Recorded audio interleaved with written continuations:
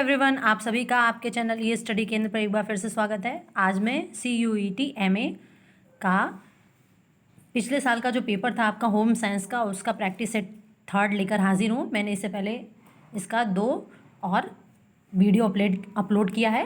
ध्यान दीजिएगा, ये आपका पिछले साल जो CUET का पेपर है MA का वही है, तो इसको अच्छे से आप प्रैक्टिस कर लीजिए, क्योंकि इसमें जो 75 प्रश्न आए हैं आपके होम साइंस का, ये आपके सिलेबस से रिलेटेड है। और कुछ ना कुछ इस बार भी कई प्रश्न आपके जो है इस बार भी इन्हीं टॉपिकों में से ज़रूर से आएंगे, तो इन सेट्स को अच्छे से आप तैयार कर लीजिए। एक बात और भी आप ध्यान दीजिए कि हम लोग बहुत मेहनत से वीडियो अपलोड करते हैं, आप लोग लाइक भी नहीं करते हैं और ना ही चैनल सब्सक्राइब करते हैं। वीडियो व्यू तो बहुत ज़्यादा हुआ रहता है, लेकिन उसके हिसाब से आप लोग लाइक नहीं करते हैं। तो प्लीज़ मेरे चैनल को सपोर्ट करिए और कम से कम 1000 सब्सक्राइबर तो इस साल करवा ही दीजिए। तो आइए प्रश्नों को देखते हैं।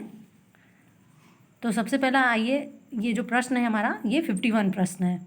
तो मैंने 50 प्रश्न तक का सेकंड वीडियो अपलोड किया था, ये हमारा 3rd वीडियो है। तो 51 प्रश्न जो है ये देखिए, मैच लिस्ट करना है, लिस्ट फर्स्ट को लिस्ट सेकंड से। तो यहाँ पे डिसऑर्डर दे रहा है, एनेक्सिया डिसऑर्डर है, मूड डिसऑर्डर है, सीजोफ्रेनिक डिसऑर्डर है और ऑब्सेसिव कंपल्सिव डिसऑर्डर। तो ये सब डिसऑर्डर, आइए इसको हिंदी में देखते हैं। तो द्विनिश्चितता विकार, इसको हम लोग देखते हैं। तो इसमें क्या कह रहा है कि इस विकार में क्या होता है। तो ध्यान दीजिएगा, इसमें ये आपका 4 सही हो जाएगा कि किन्हीं वस्तुओं या स्थितियों से संबंधित तीव्र भ्रम, अधिकतर लोग उनके भय को बढ़ाने वाले कार्यों को करने से बचेंगे। इस विकार में ये होता है। ध्यान दीजिएगा, ये एक मानसिक विकार है जिसमें चिंता, बेचैनी या डर की वजह से व्यक्ति रोज़मर्रा के काम करने में, व्यक्ति को क्या होगा, रोज़मर्रा के काम करने में कठिनाई होती है। ठीक है। अब ये वृत्त विकार यानी कि मूड डिसऑर्डर, इसमें क्या होता है।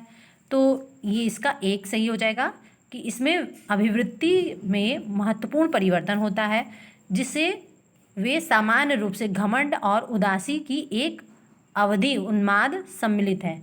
यानी कि इस बीमारी में व्यक्ति का व्यवहार अचानक बदल जाता है। अचानक वो उदास हो जाएगा, अचानक वो घमंडी दिखने लगेगा, अचानक बहुत खुश दिखेगा। ठीक। और फिर सीजोफ्रेनिक विकार में क्या होगा, तो ध्यान दीजिए, इसका आपका 2 सही हो जाएगा। इसमें सूचना के प्रक्रम में समस्या से खंडित विचार है। भ्रांति विचार विकार एक मति भ्रम, आहरण, विड्रॉल, अभिप्रेरणा की कमी और अनुपयुक्त वृत्ति के रूप में सकारात्मक तथा नकारात्मक लक्षण दिखाई देता है। यानी कि इसमें क्या होगा कि इसमें जो इस बीमारी से जो ग्रसित व्यक्ति होता है, उसको भ्रम की स्थिति में वो रहता है, उसको कई भ्रम होते रहते हैं। ध्यान दीजिएगा, जो सीजोफ्रेनिक विकार है, इसका एक डे भी मनाया जाता है प्रत्येक वर्ष 24 मई को, वर्ल्ड सीजोफ्रेनिक डिसऑर्डर डे मनाया जाता है। फिर है ऑब्सेसिव कंपल्सिव विकार, इसमें क्या होता है, तो ये हमारा 3rd सही हो जाएगा। इसमें सतत दबावकारी विचार और आवृत्तिकारी कार्य जैसे हाथ धोना आदि का करने की इच्छाएं होती हैं। अर्थात कि इस बीमारी में ज़रूरत से ज़्यादा विचार कर एक ही कार्य को बार बार करने पर व्यक्ति मजबूर हो जाता है। ठीक है। तो मैंने इन सारे विकारों के बारे में आपको बता दिया। ये चारों विकार अलग से भी आपको आ सकते हैं। आइए नेक्स्ट प्रश्न को देखते हैं। हमारा 52 प्रश्न है कि जो माता पिता अपने परिवार को भावात्मक समर्थन नहीं देते हैं लेकिन मूल आवश्यकताएं पूरी करते हैं, ऐसे माता पिता हैं। तो ध्यान दीजिएगा, ऐसे माता पिता को हम यहाँ पे ऑप्शन, यहाँ पे हमारा D 4था सही हो जाएगा, लापरवाह पेरेंट्स कहलाएंगे, क्योंकि भाव के माध्यम से ही हम बच्चों को शिक्षा देते हैं, संस्कार देते हैं और उनको अच्छे नैतिक गुण प्रदान करते हैं। और अगर माता पिता बच्चों को भावनात्मक समर्थन नहीं देते तो बच्चे अपराधी बनेंगे, चोर बनेंगे, गलत कामों में संलिप्त हो जाएंगे। आइए नेक्स्ट प्रश्न को देखते हैं। प्रश्न है कि हमारा 53 प्रश्न है कि अपवादात्मक और गैर अपवादात्मक विद्यार्थियों को एक साथ शिक्षित करना। तो इसमें क्या है, तो ये हमारा कौन सा ऑप्शन सही हो जाएगा? एक साथ शिक्षित करेंगे तो ये हमारा ऑप्शन 4 सही हो जाएगा कि समाकलन हो जाएगा। इसमें क्या होता है कि समाकलन यानी एकीकरण करना, साधारण और असाधारण विद्यार्थियों को एक करके एक साथ शिक्षित करना कक्षा में। जैसे कक्षा में बहुत लो लेवल के भी बच्चे होते हैं, एवरेज लेवल के भी बच्चे होते हैं और बहुत हाई लेवल के भी बच्चे होते हैं। आइए नेक्स्ट प्रश्न देखते हैं। प्रश्न है कि भ्रातृय यजमज हैं, ये क्या है? तो इसको इंग्लिश में देखते हैं। तो इसमें ट्विंस के बारे में दे रहा है। यमल या यमज और यमल 2 बना दिया है, तो ध्यान दीजिएगा यह यमज होगा यानी कि ट्विंस। ध्यान दीजिएगा इस टेस्ट सीरीज में आप लोग एग्जाम में भी इंग्लिश वाले को पढ़िएगा, ये हिंदी जो ट्रांसलेशन है थोड़े गलत भी दिए हुए हैं। तो जो आइडेंटिकल ट्विंस हैं, फिर है डाइजाइगोटिक ट्विंस हैं, मोनोजाइगोटिक ट्विंस हैं और कंजॉइंट ट्विंस हैं। तो ये क्या है इसमें फ्रैटर्नल ट्विंस आर, ये क्या होते हैं? तो हमारा ऑप्शन नंबर जो है बी सही हो जाएगा। बी का मतलब दूसरा, कि ये डाइजाइगोटिक ट्विंस होते हैं। ये क्या होते हैं? तो जो डाइजाइगोटिक ट्विंस होते हैं इसमें 2 एग जो होता है स्वतंत्र रूप से 2 स्पर्म द्वारा फर्टिलाइज होते हैं, ध्यान रखिएगा। आइए नेक्स्ट प्रश्न को देखते हैं। प्रश्न है कि संवेगों और अनुभूतियों को मानव संसाधनों के किस पक्ष के रूप में माना जाता है? तो जो संवेग होते हैं और अनुभूति होते हैं इनको मानव संसाधन के, यहाँ पे हमारा दूसरा सही हो जाएगा, भावात्मक पक्ष के रूप में माना जाता है। नेक्स्ट प्रश्न को देखते हैं। प्रश्न है कि संगठनों के साथ कार्य करने के अनुषंगी हित लाभ में सम्मिलित नहीं है, किसको सम्मिलित नहीं किया जाएगा? तो यहाँ पे हमारा ऑप्शन नंबर जो 3 सी है सही हो जाएगा, मासिक वेतन। बाकी इन तीनों को हम सम्मिलित करेंगे। नेक्स्ट है कथन उपकथन से संबंधित प्रश्न है हमारा। कथन है कि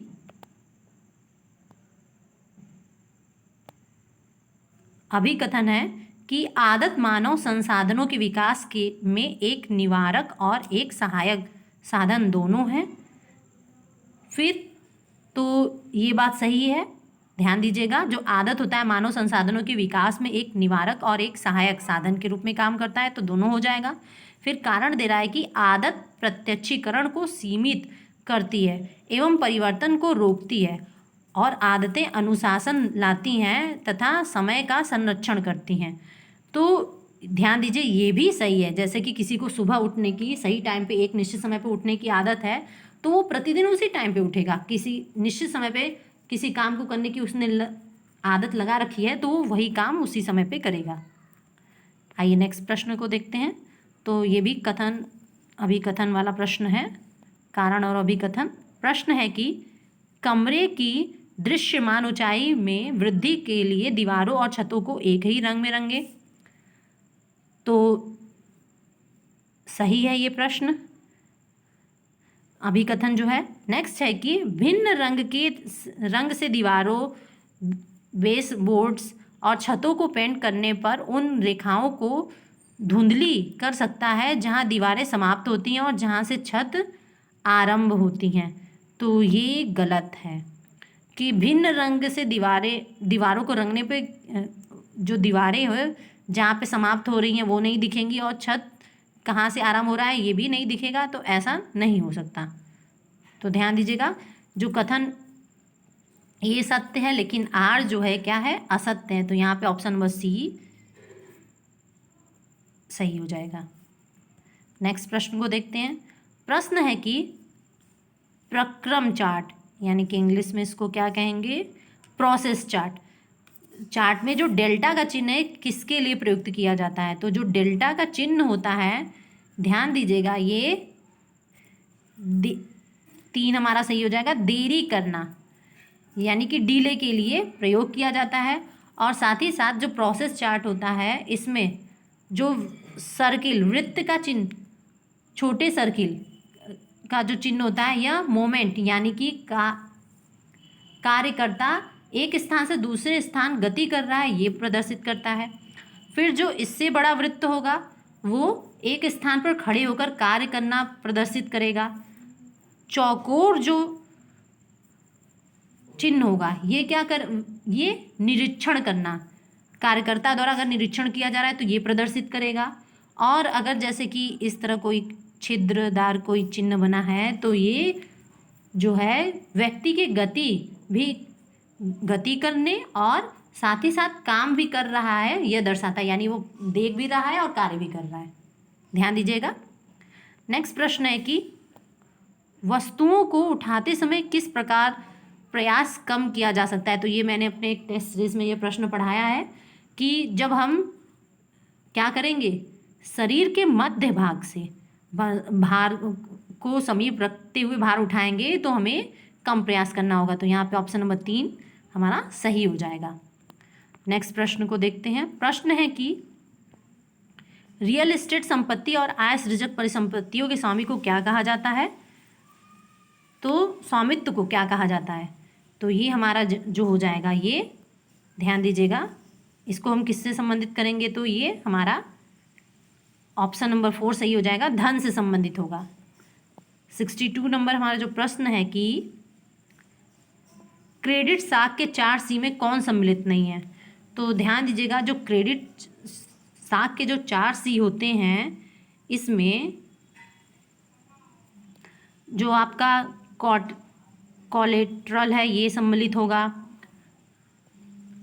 कैरेक्टर है ये कैरेक्टर भी है, ये चरित्र ये भी सम्मिलित होगा और कैपिटल भी सम्मिलित होगा। लेकिन सक्षमता जो है ये सम्मिलित नहीं होगा। इसमें अगर ये क्षमता रहता तो इसको सम्मिलित किया जाता, लेकिन इसमें सक्षमता लग गया इसीलिए ये सम्मिलित नहीं है। नेक्स्ट आइए देखते हैं। कथन से संबंधित प्रश्न है। प्रश्न कह रहा है कि आय से प्राप्त संतुष्टि वास्तविक आय है। तो ध्यान दीजिएगा, जो ये कथन है आय से प्राप्त संतुष्टि वास्तविक आय नहीं होती है, ये गलत है। फिर लक्ष्यों का चयन एक नीतिगत निर्णय है, तो ये सही है। तो यहाँ पे हमारा कथन 1 गलत और कथन 2 सही है। तो कौन सा ऑप्शन सही हो जाएगा हमारा, तो ऑप्शन 4। नेक्स्ट हमारा ये भी कथन 2 कथनों से संबंधित प्रश्न है। प्रश्न है कि 64 नंबर प्रश्न है कि लोग आमतौर पर भावी आपात स्थितियों से के लिए बचते करते हैं जिसकी वर्तमान आय से पूर्ति नहीं की जा सकती। ध्यान दीजिए, लोग आमतौर पर भावी आपात स्थितियों के लिए बचत करते हैं, यहाँ बचत है, जिसकी वर्तमान आय से पूर्ति नहीं की जा सकती। तो जो ये कथन है हमारा ये सही हो जाएगा कि लोग जो क्या करते हैं, बचत करते हैं कि आपात स्थिति में उसका वो प्रयोग कर सकें। और दूसरा कथन है हमारा कि लोग आवश्यकताओं और मांगों की पूर्ति के लिए बचत कर सकते हैं जिसको नियमित आय से चुकाना बहुत महंगा पड़ता है। तो ये कथन भी सही है। तो हमारे दोनों कथन सही हैं। तो यहाँ पे हमारा ऑप्शन नंबर ए जो 1 है ये सही हो जाएगा। आइए अगला प्रश्न देखते हैं। मैच करना है, सूची 1 को सूची 2 से मिलान करना है। तो प्रश्न है कि प्रत्यक्ष आय को किसमें सम्मिलित किया जाएगा। तो प्रत्यक्ष आय यानी कि हमारा ये क्या हो जाएगा, तीसरा सही हो जाएगा। प्रत्यक्ष आय को कि विभिन्न सुविधाओं के लिए बिना भुगतान के उन्हें प्राप्त करना। मुद्रा आय क्या है, तो मुद्रा आय यानी कि दी गई, 1 सही हो जाएगा, दी गई समय अवधि के दौरान रुपए की क्रय शक्ति है। फिर वास्तविक आय क्या है, सी, तो जो हमारा वास्तविक आय होता है ये 4th सही हो जाएगा कि एक विशिष्ट समय अवधि के लिए वस्तुओं सेवाओं और सामुदायिक सुविधाओं का उपलब्ध प्रवाह है, ये वास्तविक आय होगा। और आत्मिक आय क्या है, तो जो डी है ये हमारा दूसरा सही हो जाएगा कि मुद्रा आय और वास्तविक आय से परिवार द्वारा प्राप्त किया गया संतुष्टि प्रवाह जो होता है वो आत्मिक आय है। तो इस प्रकार देखा जाए तो हमारा कौन सा ऑप्शन सही हो जाएगा, तो 3। नेक्स्ट आइए प्रश्न देखते हैं। प्रश्न है कि पैटर्न के टुकड़ों का प्लेसमेंट जिससे कपड़े की खपत अनुकूलित कर सकते हैं वह है, तो ये क्या हो जाएगा, ये हमारा 3 सही हो जाएगा, यानी कि चिन्हक योजना। इसमें क्या होता है कि मार्कर प्लान, ध्यान दीजिएगा, मार्कर प्लान होगा योजना, यानी कि प्लान, यानी कि इससे कपड़ा बिल्कुल सही नाप का कटता है और जिससे वस्त्र की बर्बादी भी नहीं होती है और बचे कपड़े का दूसरा प्रयोग किया जा सकता है। नेक्स्ट प्रश्न है कि एक वर्णी रंग योजना का नियोजन करते समय निम्नलिखित में से किस कारक पर विचार नहीं किया जाता है। तो इसमें क्या हो जाएगा, हमारा जो है ऑप्शन नंबर 3 सही हो जाएगा, रंग का स्रोत, इस पे विचार नहीं किया जाता है, बाकी और सारी चीज़ों पे ध्यान दिया जाता है। नेक्स्ट प्रश्न है हमारा कि दीर्घ रेशे के उत्पादन के लिए कि किस चरण में रेशे को सीधा करने तो समांतीकरण और तनुकरण किया जाता है। तो इसमें कौन सा ऑप्शन सही हो जाएगा, तो ध्यान दीजिएगा, यहाँ पे हमारा ऑप्शन नंबर जो है डी सही हो जाएगा, पुनिया का उत्पादन यानी रोविंग प्रोडक्शन। अब देखिए ये जो चारों ऑप्शन दिए गए हैं ये बहुत ही इंपॉर्टेंट है, ये अकेले 1 लाइनर प्रश्न में भी आपको आ सकता है ऑप्शन देकर, तो इनको समझ लीजिए। जो स्क्रोलिंग है, स्कोरिंग, इसमें क्या होता है, तो इसके द्वारा ऊन तथा कपास के कपड़ों से प्राकृतिक अशुद्धियों को दूर किया जाता है।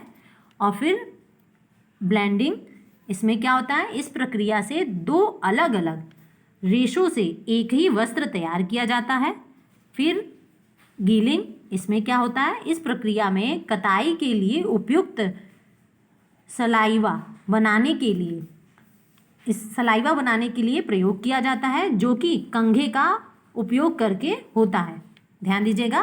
फिर रोविंग प्रोडक्शन क्या है, तो यह एक प्रारंभिक प्रक्रिया है जो कि रिंग स्पिनिंग के लिए किया जाता है, धागों को बाइबिन में लपेटने के लिए, ध्यान रखिएगा।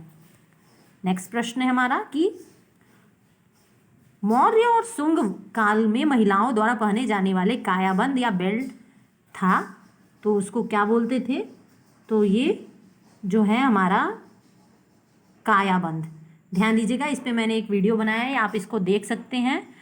तो अंतरिया भी ध्यान रखिएगा, अंतरिया यानी कि कमर के नीचे पहने जाने वाला वस्त्र जिसे धोती हम कहते थे, कई तरह से इसको पहना जाता था। आइए नेक्स्ट प्रश्न को देखते हैं। प्रश्न है हमारा कि नीचे दिए गए विकल्पों में से कौन सा एक अंकन का साधन नहीं है। अंकन का साधन कौन सा नहीं है, तो ध्यान दीजिएगा, इसमें हमारा ऑप्शन नंबर जो है डी सही हो जाएगा, थिम्बल यानी अंगुस्ताना। ये क्या होता है, अंगुस्ताना थिम्बल या उंगली पर पहने जाने वाला छोटा सा कप होता है जो सुई चुभने से बचाता है। नेक्स्ट है, शिशु के पहनावे के लिए सर्वाधिक उपयुक्त कपड़ा है, तो ये भी हमने पढ़ाया है। तो ध्यान दीजिएगा, इसमें कौन सा कपड़ा सबसे अच्छा होता है, तो ऑप्शन 2 सही हो जाएगा, सूती कपड़ा, क्योंकि ये नेचुरल होता है। नेक्स्ट हमारा प्रश्न है कि कपड़े का प्राथमिक गुणधर्म है, कपड़े का प्राथमिक गुणधर्म क्या होता है, तो ध्यान दीजिएगा, यहाँ पे हमारा ऑप्शन नंबर 4 सही हो जाएगा, संजकता जो होता है ये कपड़े का प्रारंभिक गुणधर्म है। नेक्स्ट प्रश्न है कि निम्नलिखित में से कौन सा पुनरुत्पादित कपड़ा है, यानी जिसको दोबारा उत्पादित किया जाता है एक बार करने के बाद दोबारा, तो ये कौन सा हो जाएगा बताइए। तो यहाँ पे जो है ऑप्शन नंबर 3 हमारा सही हो जाएगा, जो रियान है यह पुनरुत्पादित कपड़ा है। नेक्स्ट प्रश्न है कि निम्नलिखित में से ताना बुने कपड़े यानी वार्प नीट फैब्रिक को चुनिए, तो इसमें से कौन सा है, ताना बाना आप लोग जानते होंगे, कपड़ों की बुनाई में प्रयोग किया जाता है, तो यहाँ पे हमारा ऑप्शन नंबर 1 सही हो जाएगा, मिलानीज नीट जो है ये ताने बुने कपड़े हैं। नेक्स्ट है हमारा कि पॉलिएस्टर कपड़े के लिए उपयुक्त रंजक कौन सा होता है, तो ध्यान दीजिएगा, ये भी प्रश्न मैंने पढ़ाया अपने टेस्ट सीरीज में। तो ये डिस्पर्स डाई जो है ये पॉलिएस्टर कपड़े के लिए उपयुक्त रंजक होता है। तो इस टेस्ट सीरीज़ में जितने भी प्रश्न आए थे इसमें से बहुत सारे प्रश्न ऐसे थे जो मैंने अपने टेस्ट सीरीज़ में करवाया है। तो आप लोग मेरे सारे टेस्ट सीरीज़ को ज़रूर से देख लीजिए और इस टेस्ट सीरीज़ को भी अपने फ्रेंडों में भी शेयर करिए और अधिक से अधिक जो हमारे पुराने प्लेलिस्ट में से वीडियो हैं उनको देख लीजिए ताकि आपकी एग्जामिनेशन की तैयारी हो जाए। तो ध्यान रखिएगा, हमारे चैनल को ज़रूर से सब्सक्राइब करिए और हमारे 1000 सब्सक्राइब को ज़रूर से कंप्लीट करवाइए। Thank you everyone.